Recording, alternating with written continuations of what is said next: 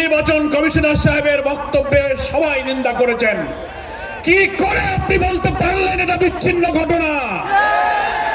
তফসিল ঘোষণার পরের দিন একজন জাতীয় সংসদ সদস্য পদপ্রার্থী বাংলাদেশের মানুষের চেতনার প্রতীককে প্রকাশ্য দুপুরে গুলিবিদ্ধ করা কখনো বিচ্ছিন্ন ঘটনা হতে পারে না।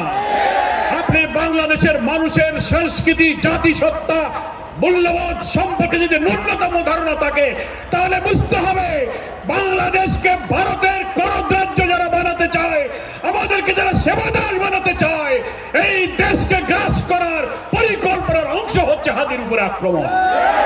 এটা বিচ্ছিন্ন নয়, এটা একটা প্যাকেজ প্রোগ্রাম। আমি বিস্মিত।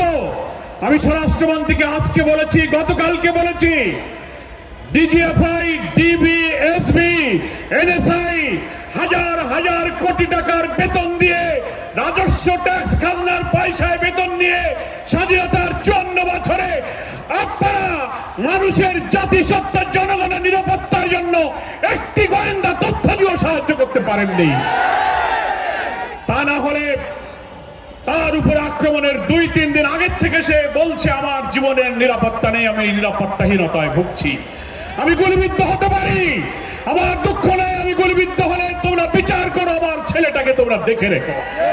এত বড় কথা বলা মিডিয়াতে, সোশ্যাল মিডিয়াতে, ইন্টেলিজেন্স সবাই জানার পরেও তার নিরাপত্তায় গোয়েন্দা সংস্থা কি ব্যবস্থা গ্রহণ করেছে? এই যে ইন্টেলিজেন্স ফেলিওরের জন্য সরকারকে জবাব দিতে হবে।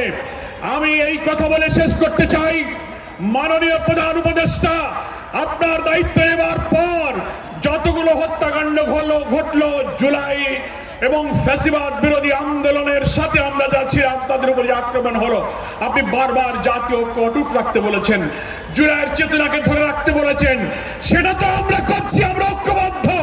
কিন্তু আপনার সরকার ব্যর্থ হয়েছে এই কারণে যে আপনি একটা ফ্যাসিবাদের অস্ত্রধারী ধর্ষকদেরকে গ্রেফতার করতে পারেননি।